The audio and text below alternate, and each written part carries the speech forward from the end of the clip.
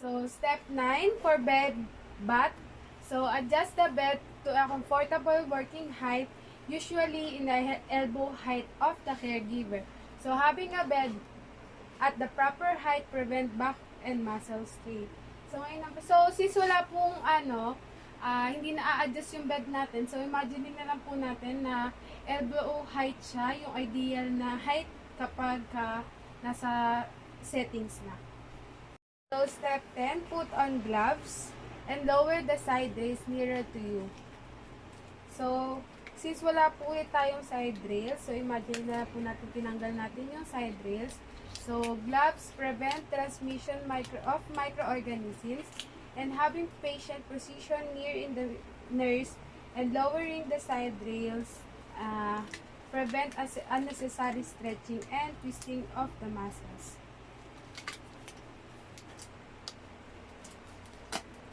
So, step 11, loosen top covers and remove all except the top sheets. So, place bath blanket to cover the patient and then remove top sheets. So, while patient holds bath blanket in place, if linen is to be refused, fold it over the chair. So, place soiled linen in the laundry bag. So, the patient is not exposed unnecessarily and warmth in maintained.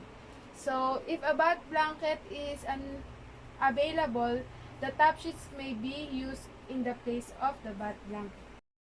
So, ngayon naman po, ma'am, papalitan ko lang po yung top sheet nyo ng bath blanket. Okay lang po. Sige po. Ito po.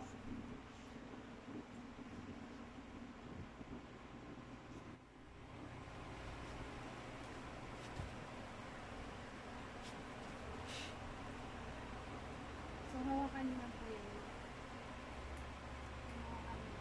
Hatakin po.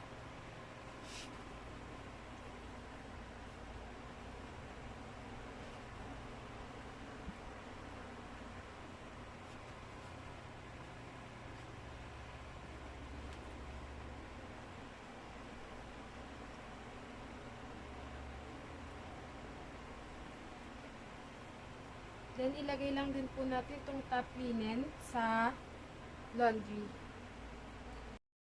So, step 12, remove patient's gown and keep bath blanket in place. If patient has an IV line and is not wearing a gown with a snap sleeves, remove gown from the other arm first. So, this provides unclustered access during the bath and maintains warmth of the patient. IV fluid must be maintained at the prescribed rate. So, ngayon naman po, ma'am, pwede niyo po ba i-remove yung patient gown niya? Okay lang po. Thank you po. Step 13, raise side rails and fill the basin with sufficient amount of water, warm water. So, 15 °F. So, add the skin cleanser if appropriate according to manufacturer directions. Change as necessary through amount of the water. So, side rails maintain patient safety. Warm water is comfortable and relaxing for the patient. It is also stimulates circulation and provides for more cleansing of the body. So, nalagyan na po natin yung basin natin ng warm water. So, next po ay step 14, put on gloves if necessary. Fold the washcloth like a mitt on your hands so that they are not losing ends. So, gloves are necessary if there is potential contact with blood or body fluids. Having loose ends of the cloth dragged across the patient's skin is comfortable. So, wash na ulit natin yung cloth.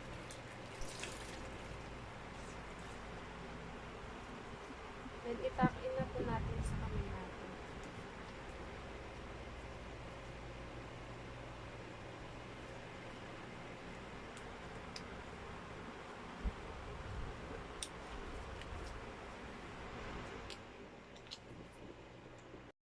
Step 15, lay a towel across the patient's chest and on top of bath blanket. This prevents chilling and keeps the bath blanket dry. So, lagyan ko lang po kayo ng towel.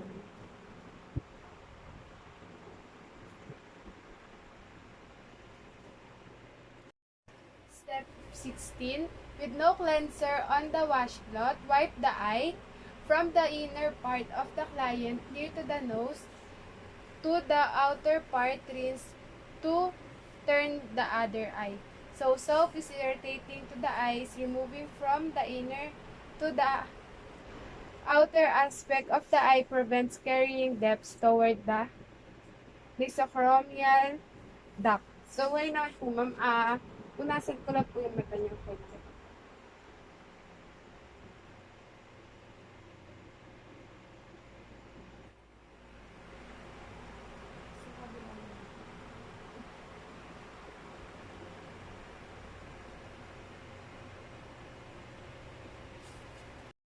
Step 17.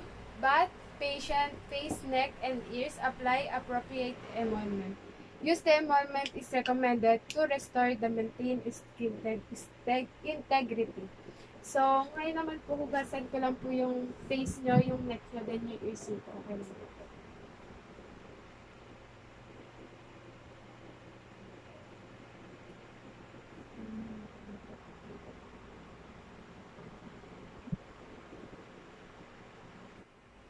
And then yung ears nyo.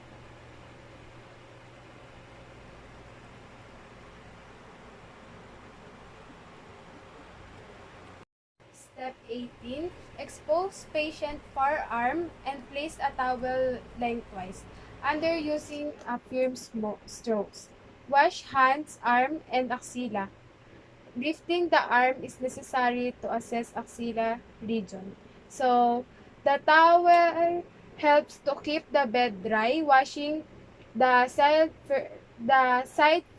first eliminates contaminating a clean area once it is washed. So gentle friction stimulates clean area once it is washed. So ngayon naman po yung arm nito, okay lang po.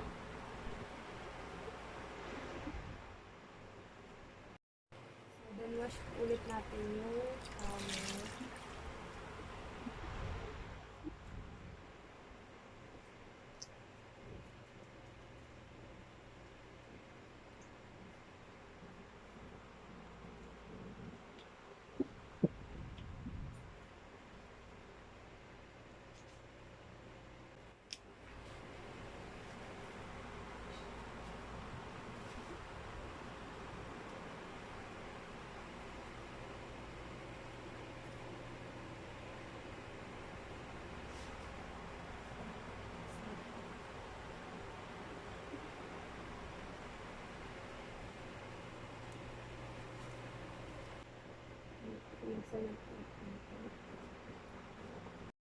Step 19. Place a folded towel on the bed next to the patient's hands and put the basin on it. So, soak the patient's hands in the basin, wash the rinse necessary, dry, and apply appropriate emolment. So, placing the hand in the basin of water is an additional common measure of the patient. It facilitates through washing of the hands.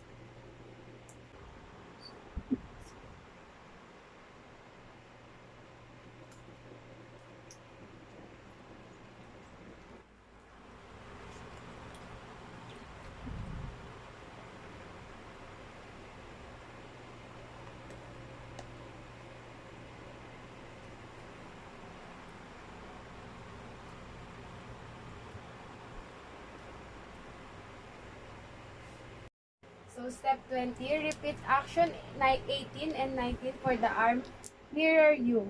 So, kabila naman. So, step 18.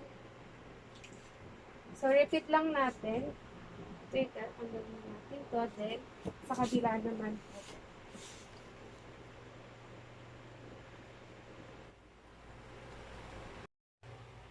So, gawin lang po ulit natin yung ginawa natin kanina.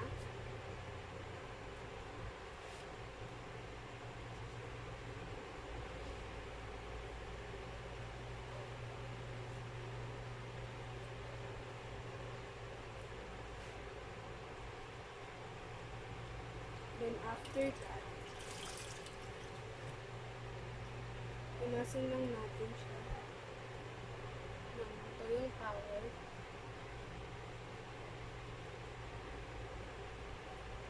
And then, lagay po ulit natin yung kamay natin.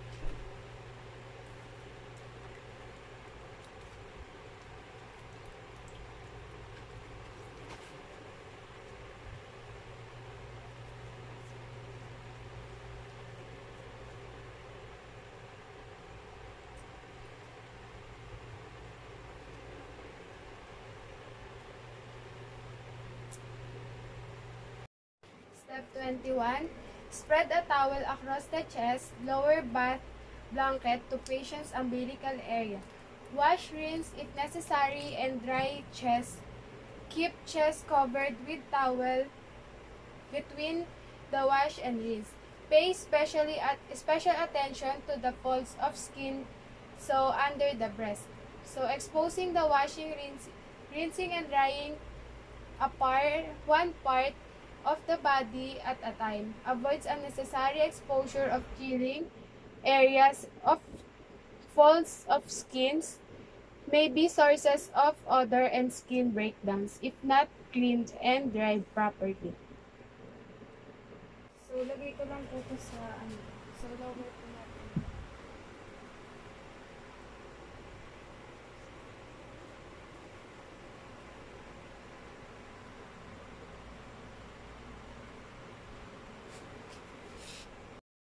So, punasan ko lang.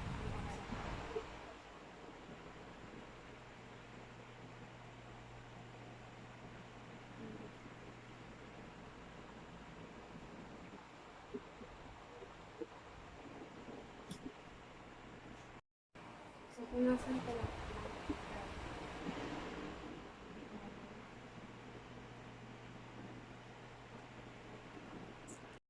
Step 22, lower butt blanket to the perineal area. Place a towel over patient chest. Keeping the butt blanket and towel in place avoids exposure and chill. So, ngayon na po, baba ko lang po. Abdomen na po tayo. Step 23, rinse, wash if necessary, and dry abdomen. Carefully inspect the clean umbilical area and any abdominal folds. So, skin fold areas may be sources of odor and skin breakdown if not clean.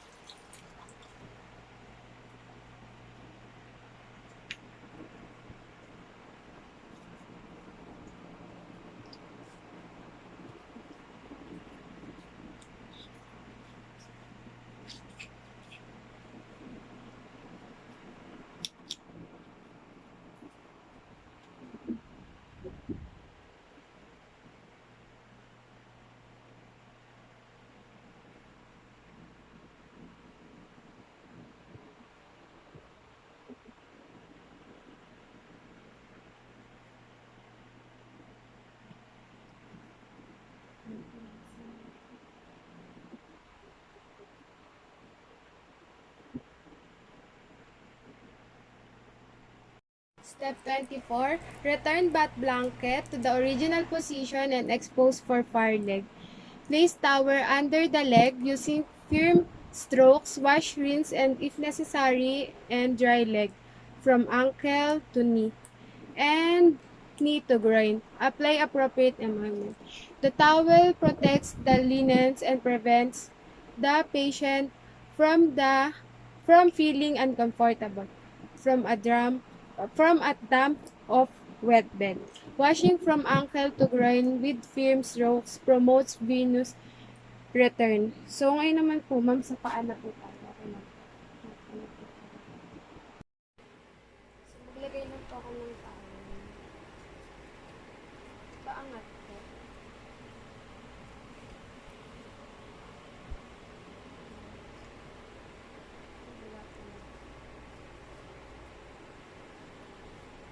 Nasaan ko na po?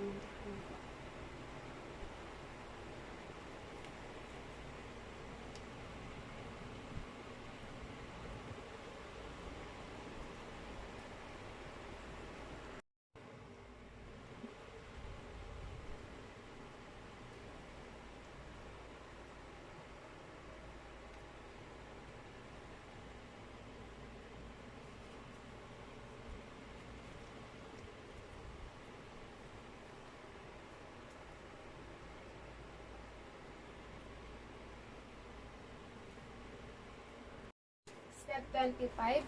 Wash, rinse if necessary, and dry the foot. Pay particular attention to the areas between toes. Apply appropriate environment. So, drying of the feet is important to prevent irritation, possible skin breakdowns, and infection. Use of emolment is recommended to restore and maintain skin integrity. So, hugasan ko lang po ulit yung paa nila.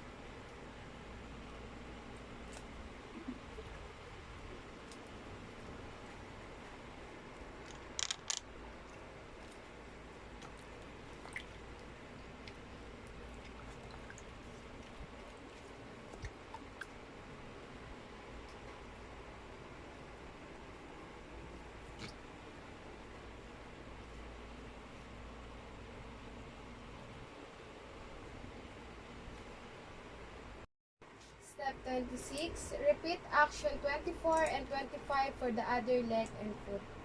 So, next naman po, kabila naman po.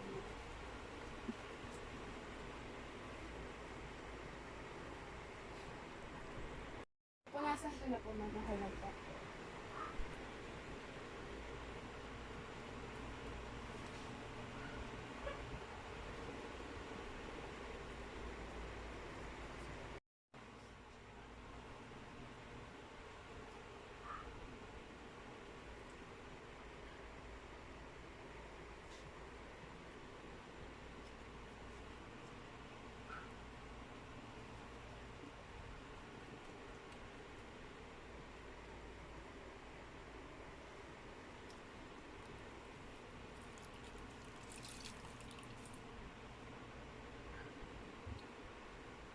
So, palagay na natin.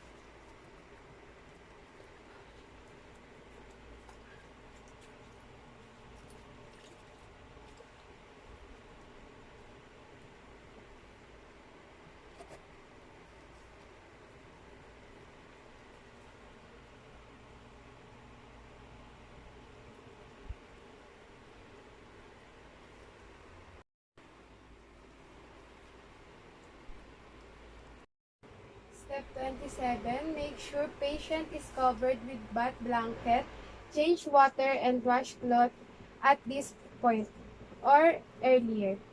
The bath blanket maintains warmth and privacy, clean warm water, prevent chilling, and maintains patient's comfort. So, since napalitan na po natin yung tubig ng ating tubig po and yung cloth natin, so, next po ay Step 28, assist patient to prone or side-lying position. Put on gloves if not applied earlier. Position bath blanket and towel to expose only the back and buttocks. So, position the towel with bath blanket protects the patient's privacy and provides warmth. So, ngayon naman po, ma'am, tagilid po kayo, okay lang po.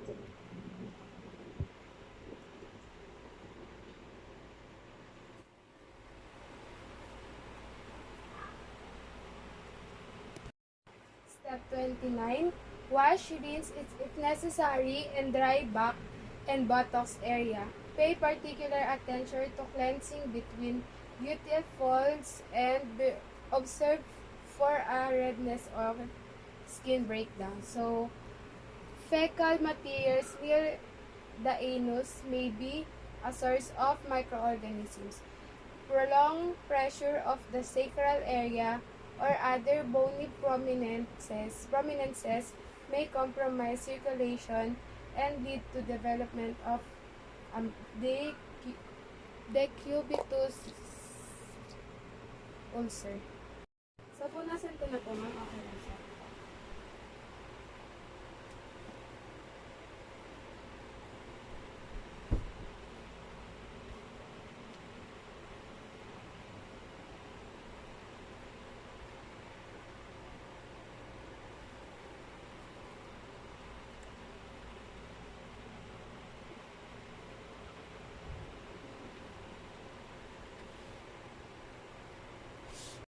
Step 30, if not contraindicated, give patient back rub as described in Chapter 10, back massage may be given also after perineal care. So, a back rub improves circulation, the tissues, and is an did a relaxation.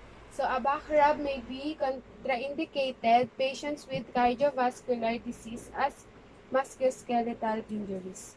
So, ma'am, okay lang po ba? Gusto niyo po bang i-back massage ko po kayo? So, wala naman po kayong mga injuries po sa likod niyo po? Wala. Okay po. Wala naman pong masakit? Wala. Ito. So, step 6 for back massage. Assess the patient's pain using the appropriate assessment tool with the measurement of scale.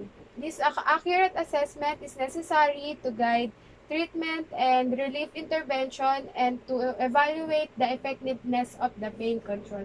So, ngayon naman po, ma'am, sa likod niyo po ba may mga masakit po bang ano? Ano po? Okay po.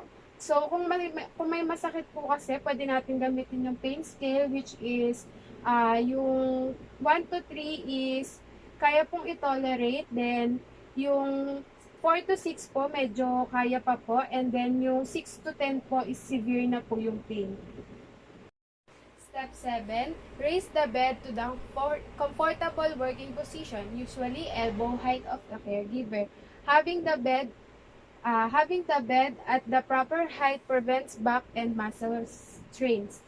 So, since wala po, hindi po natin ulit na-adjust yung bed natin, so, imagine na lang po natin na na-adjust po natin na kapantay po ng elbow height po ng caregiver yung bed natin. Step 8, assist the patient to a comfortable position. So, usually, prone or side-lying position, remove cover, and move the patient gown is enough to expose the patient's back from the shoulders to sacral area. So, drape the patient as needed with the bath blanket. So, this position expose an adequate area of the massage. Draping is provide privacy and warmth. So, ngayon naman po, ma'am, assist ko lang po kayo. So, ano pong gusto nyo? Tagilid po or padapa? Padama. Ay po. So, assist ko lang po.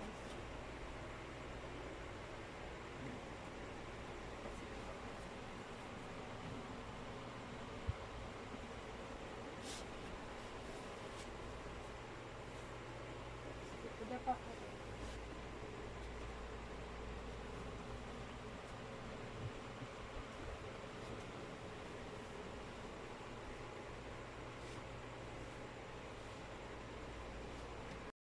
So, step 9, warm the lubricant or lotion in the palm of your hands. So, during massage, observe the patient's skin for reddened or open areas.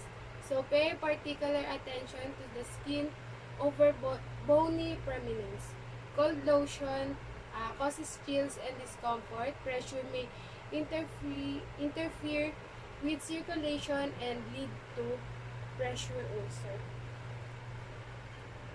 So, wawarm muna natin yung lotion sa kamay natin before po natin siya ipahid sa patient. Step 10, using light gliding strokes, effleurage, apply lotion to the patient's shoulder, back, and sacral area. So, effleurage relaxes the patients with and lessen the tension. So, ngayon naman po, ma'am, okay lang po, lagay ko na po.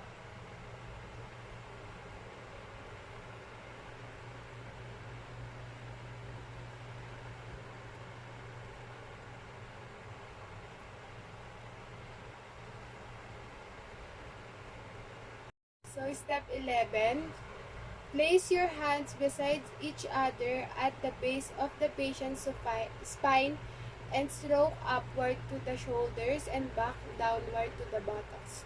So, in slow motion. So, continue in the several minutes. Continuous contact is soothing and stimulates circulation and muscle relaxation.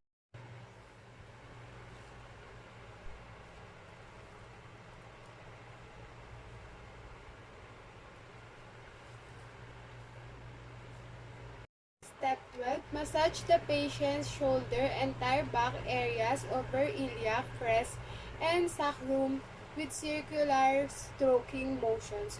Keep your hands in a contact with the patient's skin. Continue for several minutes. So, a firm stroke with continuous contact promotes relaxation.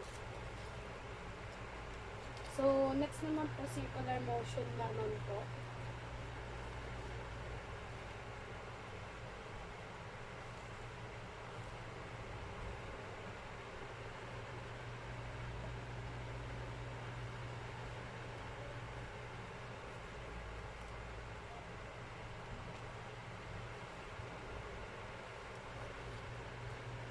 Step 13. Knead the patient's skin with gently alternating grasping with compression motion or petrissage. Kneading increase blood circulation. So, ngayon naman po parang imamasa po natin yung likod ng patient.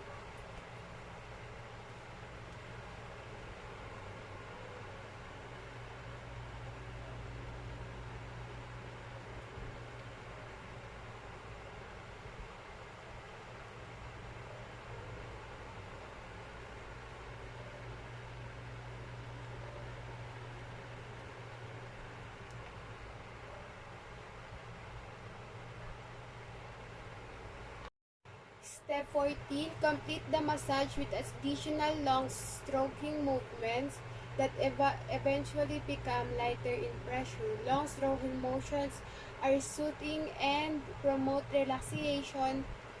So, continue stroking with gradual lightening of pressure helps extend the feeling relaxation.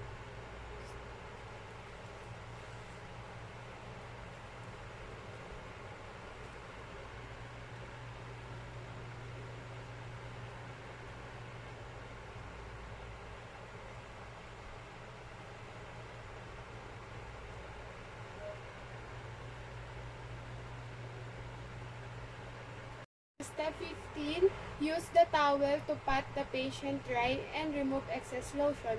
Drying provides comfort and reduces the feeling of moisture to the back. So, punasan ko lang po, ma'am.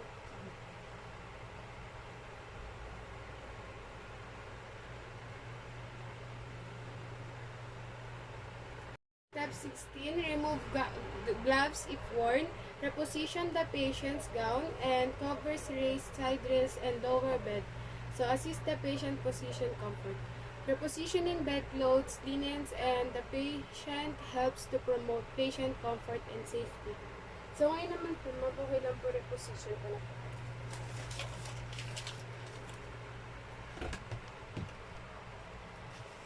Reposition na po tayo, ma'am.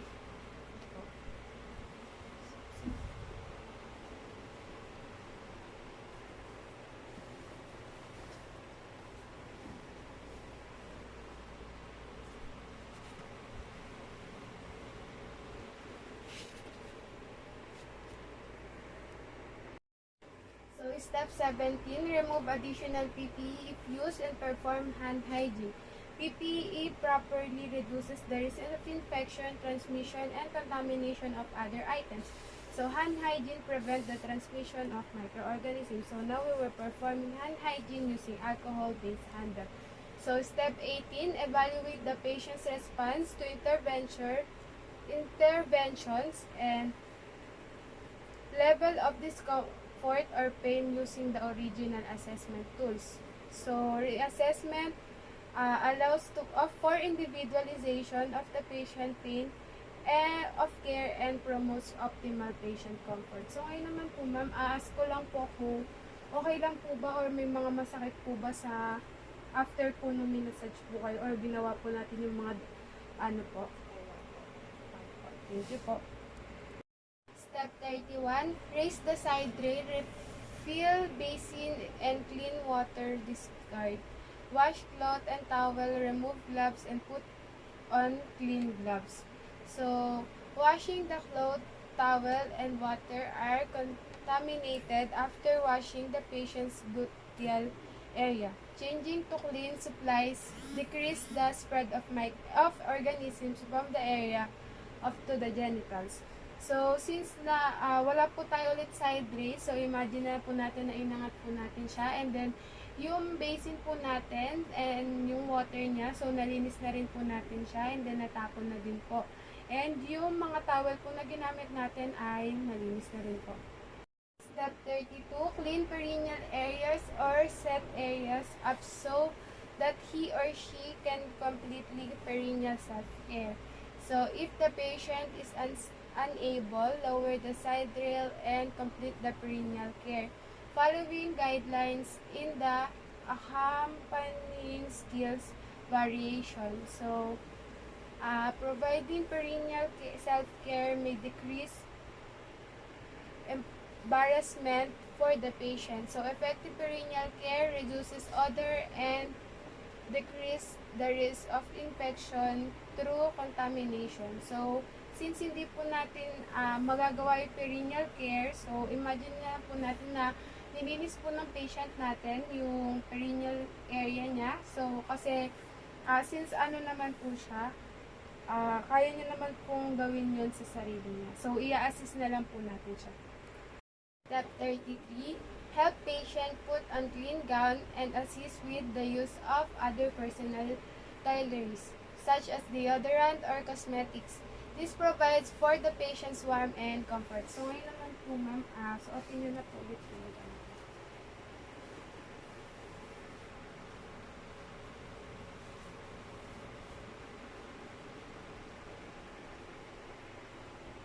So, gusto niyo po bang maglagay ng deodorants nyo and other cosmetics po? So, okay na po kayo dyan. Hindi po kayo naglalagay naman. Okay po. Thank you po. Step 34, protect pillow with the towel and groom the patient's hair. So, hindi na po natin siya magagawa since maaari pong mabasa po yung higaan po natin. Step 35, when finished, make sure the client's comfortable with side rails up and the bed in the lowest position.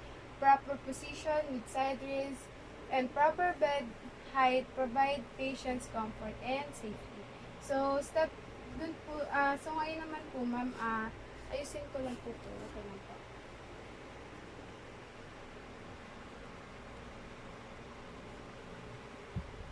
So, imagine na lang po natin na inangat po natin yung side rails since wala naman po tayong side rails, and binaba na rin po natin yung bed. So, step 36, change bed linens, dispose of soiled linens. According to the agency policy, remove gloves and any PPE under PPE if used, perform hand hygiene. Removing PPE properly reduces the risk for infections, transmission, and contaminations of other items. Hand hygiene prevents the spread of microorganisms. So, step 6 of bed making, adjust the bed for a comfortable working height, usually elbow height of the caregiver.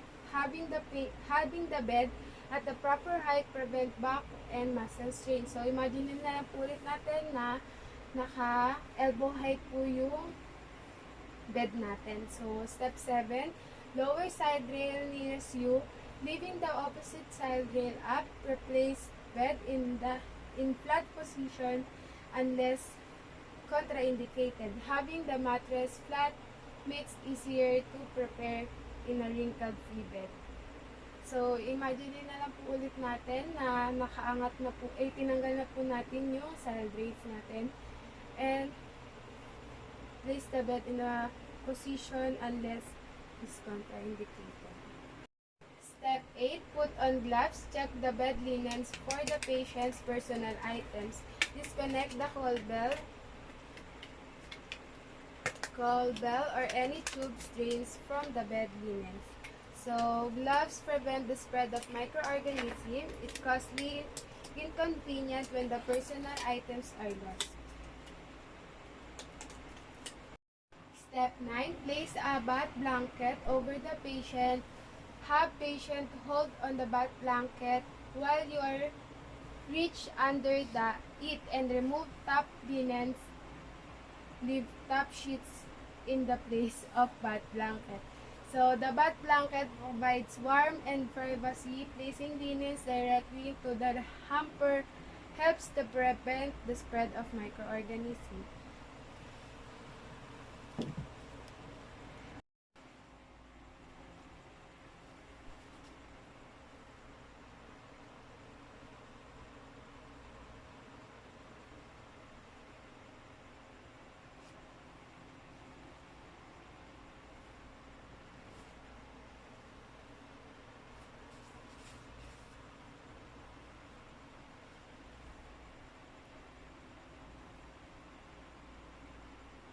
So, hawakan niyo po siya. Hawakan po siya.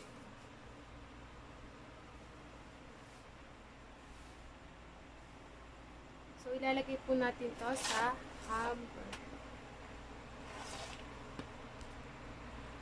Step 10, if possible, and another person is available to assist Grasam's mattress securely and lift up to the head of bed. So, this allows more foot room for the patient. So, since okay naman na, maayos naman na yung ano natin, and wala naman makakatulong sa atin, so, okay na yung position ng patient. Step 10, if possible and another person is available to assist Grasam's mattress securely and lift up to the head of bed. So, this allows the more foot room for the patient. So, since okay naman na yung position natin sa patient, so hindi na natin siya kailangan iangat pa, and wala naman po tayong kasama na iba para tulungan tayo. So, step 11, assist patient to turn toward opposite side of the bed and reposition pillow under the patient's head. This allows the bed to be made on the vacant side. So, ayun naman po, ma'am. Tatagilid ko lang po. Count po ako ng 1, 2, 3.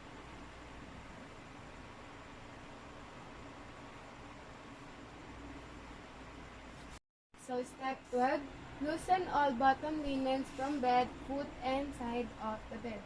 This facilitates removal of linens.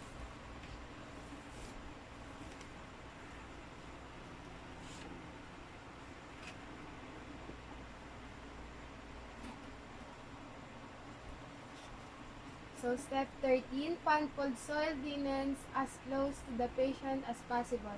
This makes it easier to remove the linens when the patient turns to the other side.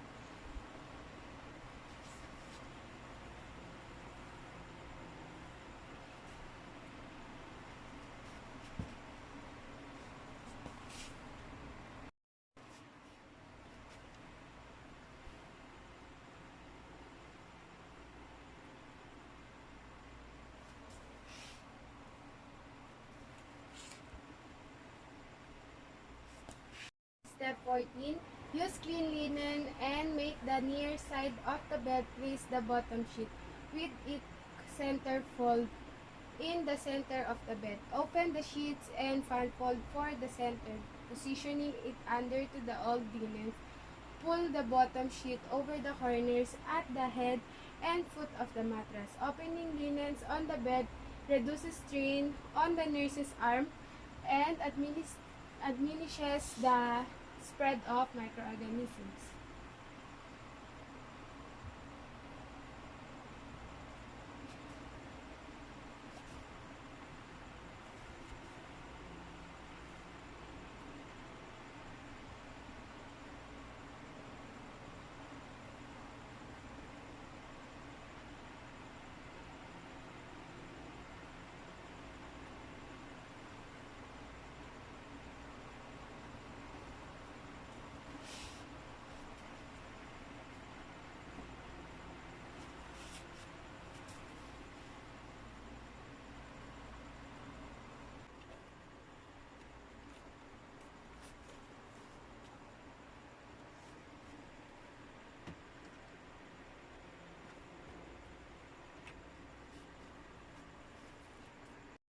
Step 15, if using, place a draw sheet with the center fold in the center of the bed and position so it will be located under the patient midsection. So, if the patient swells the bed, draw sheets and pad can be changed without the bottom and top linens.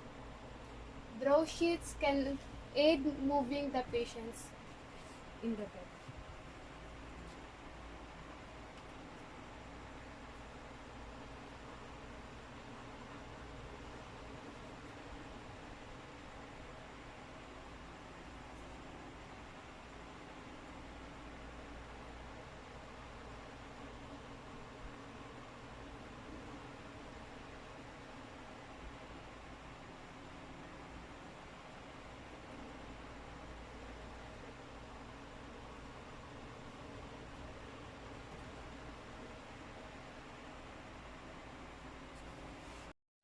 Step 16. Raise side rails. Assist patient to roll over the folded linen in the middle of toward you.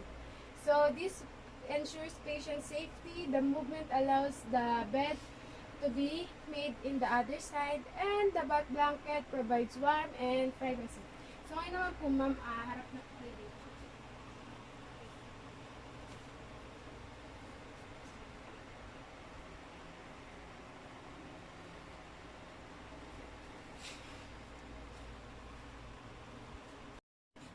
Step 17. Loosen and remove all bottom linen. Discard soil linen in laundry bag and hamper. Do not place on floor furniture. Do not hold the soil linens against your uniform.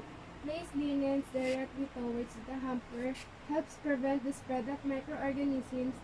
The floor is heavily contaminated. Soiled linen will further contaminate you.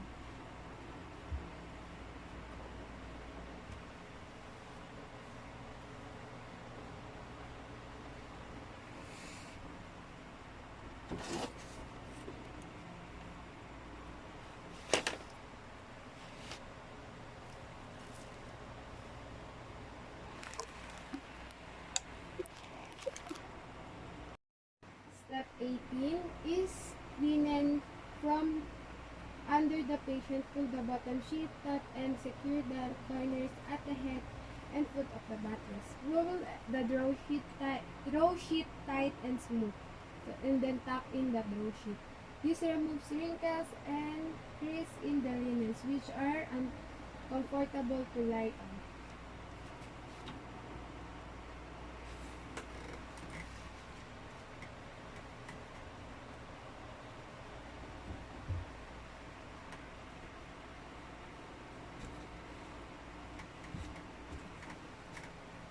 So, since hindi po natin kasya yung sapin natin, so imagine na lang po natin na pinakit po natin sila para mawala siyang weight.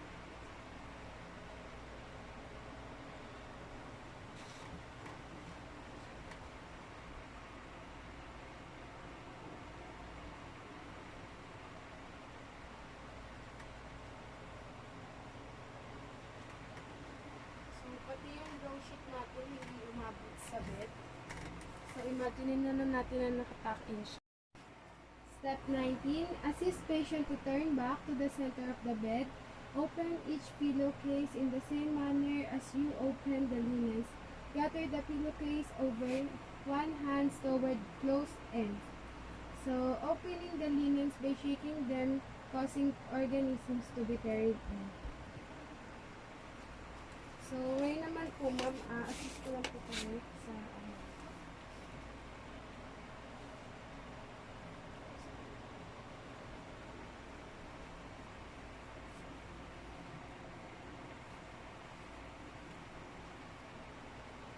So, kunin ko lang po sa salitan ko ng sana.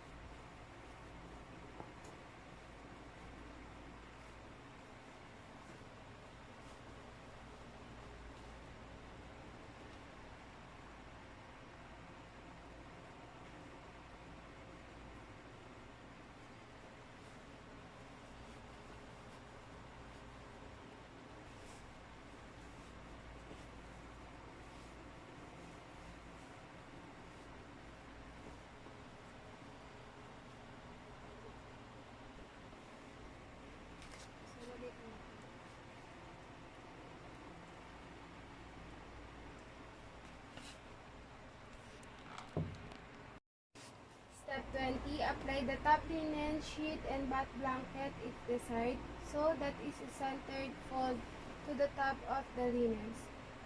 Have a patient hold to the top linens. This allows bottom hems to be packed securely, and under the mattress provides privacy.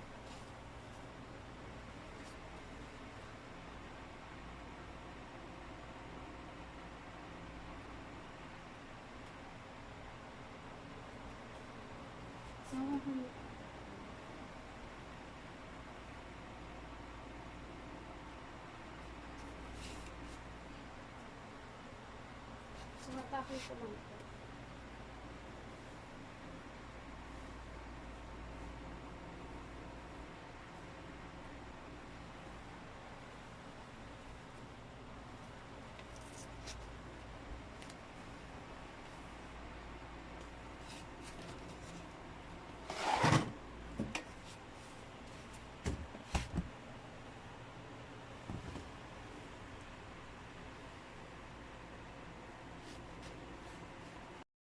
Step 21, secure top linens under foot of mattress and meter corners. So, loosen top linens over the patient's feet by grasping them in the area of feet, pulling gently toward to the foot end of bed. This provides a bed neat and appearance. Loosening linens over the patient's feet gives room for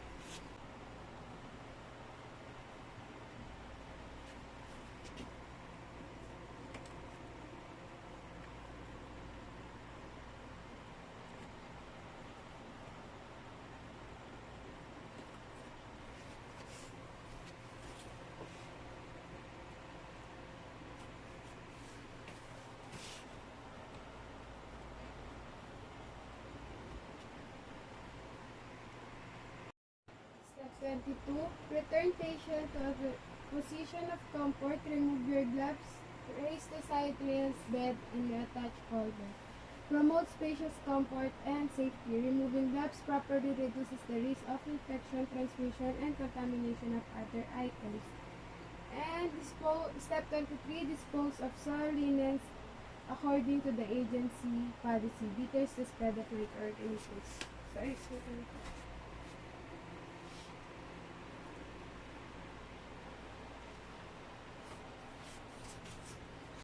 24. Remove PPE if used and perform hand hygiene. Removing PPE reduces the risk for infection, contamination, and transmission of other items. And hand hygiene prevents the spread of microorganisms. So now we're performing hand hygiene using alcohol-based hand.